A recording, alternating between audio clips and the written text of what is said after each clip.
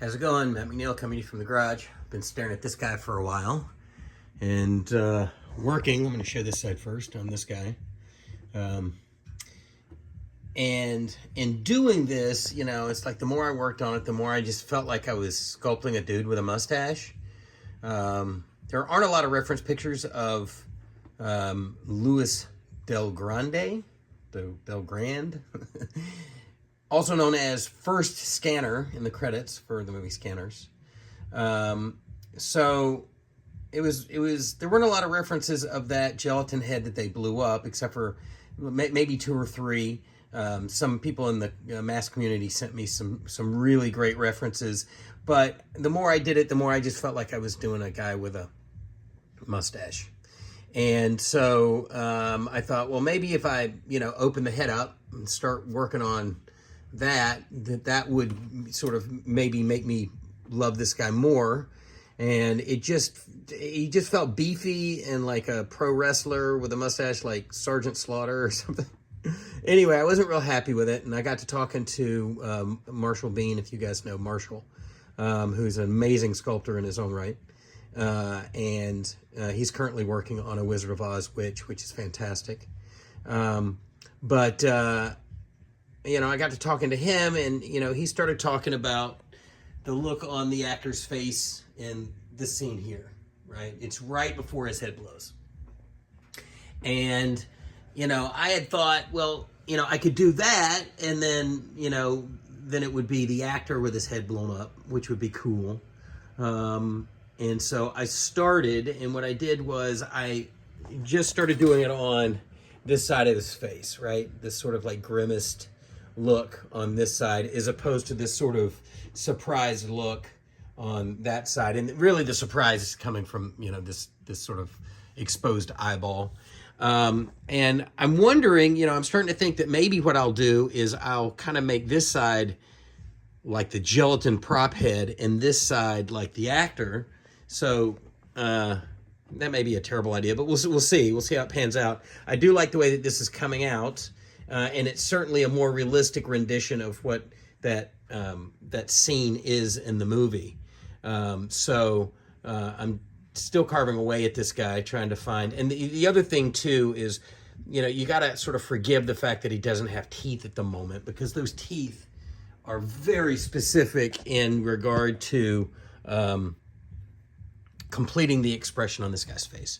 So, you back up and it's funny. It really kind of looks like the gelatin head, even with the sort of extreme expression and all of that stuff, because you see that gelatin head for such a split second. And the reality is, when you see that gelatin head, it's all about the glasses, which I realize now I'm not going to be able to put on this guy really. So I think probably what I'll do is I'll figure out a way, once I figure out what this top of the head really looks like. This is sort of temporary at the moment. But, I'll see if I can't figure out a way to sort of like magically suspend these glasses like they're getting blown off with the rest of it, like so I can epoxy just this arm, and maybe I'll break them or something. I don't know. We'll figure that out. Whatever looks best. And then I also bought some test mustaches. Miss Pancho Villa mustache showed up. It's, it's not great. It's a little heavy-handed, but this brown one I think is going to be the winner. But anyway, I just wanted to give you guys a look at this. I'm still kind of digging through it, figuring out what's what. And I think that I'm making progress. I just really need to nail my TV changed. Need to nail the expression on this side of the face to determine whether I'm going to do that on both sides of the face or what. But I do also think that once I get a suit on this guy, that sort of name tag, and what I'd really like to do is do a taller bust here and include the fists, because those fists on the table were so specific to First Scanner, which is what this guy is. So maybe that's what I'll call him, assuming that that I don't get super frustrated with all of this and scrape all this off and start on something else. No, I'm kidding. I don't do that. We're going to see this through. And anyway, there it is. That's where I'm at the moment. I still have plans to do some kind of resiny splash here. I rendered this. This is, or printed this. This is a 3D printed resin sort of explosion that I modeled. It's not perfect, it's not great, but you sort of get the idea of what that red resin, I'd never used transparent red resin before. And I think that you do that and you add a little bit of my favorite thing in the world, which is where, oh my gosh, where is it? Permablood, which I love like more than anything. Oh, it's right there. Fantastic, this stuff. If you don't use permablood, yeah, I don't know you. So you buy some of this. It'll be your new favorite thing. But that with some permablood on it, and I think we'll be in business. I like the translucent nature, particularly as it gets to the top. It feels like there's some motion in there because it gets a little clearer as it goes, and to be able to see the layers of color sort of multiplying on, you know, the previous layer of sort of spiky blood splash, I think it's just going to be really, really nice. I've just got to figure out how to do it. I've read a couple of things online about sculpting kind of resin splashes. There's, believe it or not, there's a whole group of ladies who make these bowls out of resin which look like water splashing, and that's certainly an interesting idea as well. And it would make each one of these completely unique because the splashes would be specific to yours. So I've got to figure all that out. And I think in order to do it, I'm probably going to have to dig 90% of this out and leave myself kind of with just the top of Ed's head. And then I've got a cheap 3D scanner, and I'll scan the top of his head. And then I'll call my friend Tim Currents over at For Seal and beg him to model some sort of like liquid splash for me that I'm probably going to have to print in parts. Anyway, all of this stuff comes together as you go. You sort of figure this stuff out. Yeah, that's where we are right now. Still trying to nail the expression on First Scanner's face, particularly this half. Oh, I wanted to focus there. But if you look at this half, it's kind of looking like that dude. You know, we're kind of getting there. He's got a very sort of, he's got small eyes, a very specific nose, and his nostril is flared on this side. And again, don't forget those teeth. Those teeth are going to make a big difference.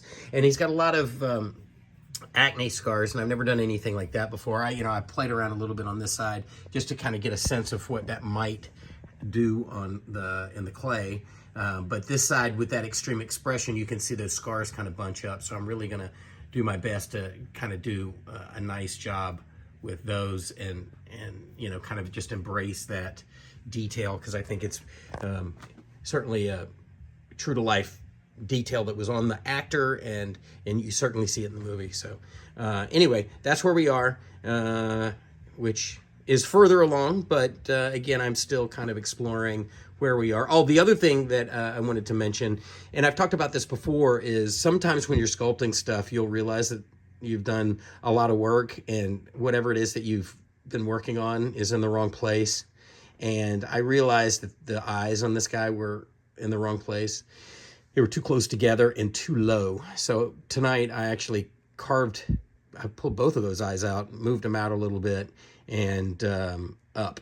And I'm working on getting those guys grafted back in as we speak. But what's nice about it is I was right to do it because it gave me the room. I was running out of room here on this cheek, which is bunched up on the actor's face, you know, where he's making that extreme face. There was a bunch, like a ball of fat and muscle here where he was making that expression. And I was running out of room into the eyeball, and it just wasn't... it just started looking weirder and weirder because the eye was too low. So yeah, I cut that bad boy out and scooted him up. So the one thing I will tell you about sculpting is resculpting. If you did it once, you can do it again. So don't be afraid to cut something out and redo it. And the other thing too is if you use a wire to cut something out and you're very careful about it, like a nose or something, particularly ears, you can usually slice off an ear and save it.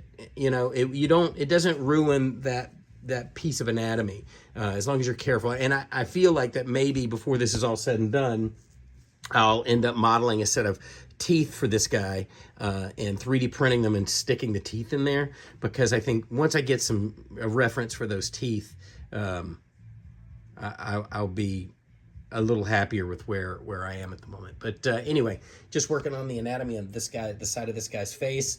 I'm trying to get that pain and horror of the actor as he was getting scanned. And to be honest, I kind of like the surprised look on this side. So this may be one of those sculptures that's like you see the wave of the look on his face. You know what I mean? Like this guy's still in pain, and this guy, oh crap, my head's exploding.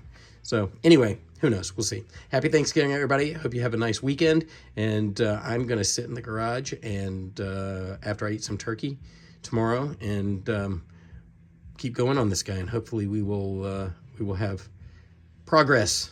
That's what I'm looking for. So anyway, there you go. Hope everybody's having a good night, and I'll talk to you later.